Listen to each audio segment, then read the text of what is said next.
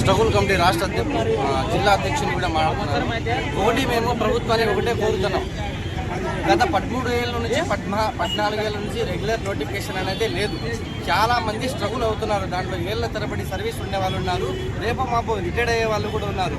వాళ్ళని కాకుండా పక్కన పెట్టి ఈరోజు ANM to GNM intensified 6 months program పెట్టి మీరే ట్రైనింగ్ వేసి మీరే రెగ్యులర్ పెట్టేసి మీరే ప్రమోషన్ చేస్తే మిగతా వాళ్ళు ఏం కావాలా? 14,000 మంది 18 ఏళ్ళగా సర్వీస్ చేసే వాళ్ళు ఉన్నారు, రిటైర్డ్ అయ్యే వాళ్ళు కూడా ఉన్నారు.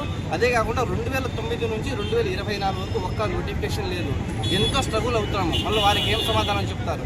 అంతేకాకుండా నర్సింగ్ వ్యవస్థ ఒక పెద్ద వ్యవస్థ ఇది. ప్రతి సంవత్సరము ఒక కాలేజీ నుంచి 150 నుంచి 200 మంది బయటకు వస్తున్నారు స్టూడెంట్స్.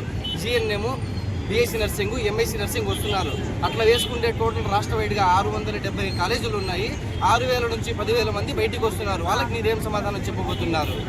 అది నేను ప్రభుత్వాన్ని స్ఫూర్తిగా అడుగుతున్నాను. అంతేకాకుండా అటుపక్క తెలంగాణలో 6,000 నుంచి 7,000 చిల్లర రెగ్యులర్ పోస్టులు కాంట్రాక్ట్ వ్యవస్థలో వచ్చేస్తే మన ప్రభుత్వం ఏం చేస్తుంది? అంటే నిద్రపోతున్నారా లేకపోతే తెలియక నటిస్తున్నారా? మాకు అర్థం కావట్లేదు.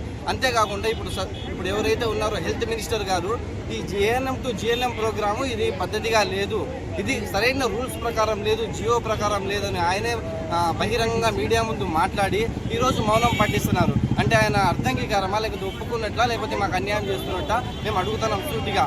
అంతేకాకుండా నేను కృష్ణబాబు గారిని ఒకటే అడుగుతున్నాను. ఆయన గత ప్రభుత్వంలో వైసీపీలో ప్రిన్సిపల్ సెక్రటరీగా చేశారు. ఆయనకు అన్ని రిసర్వ్ చేయాలా?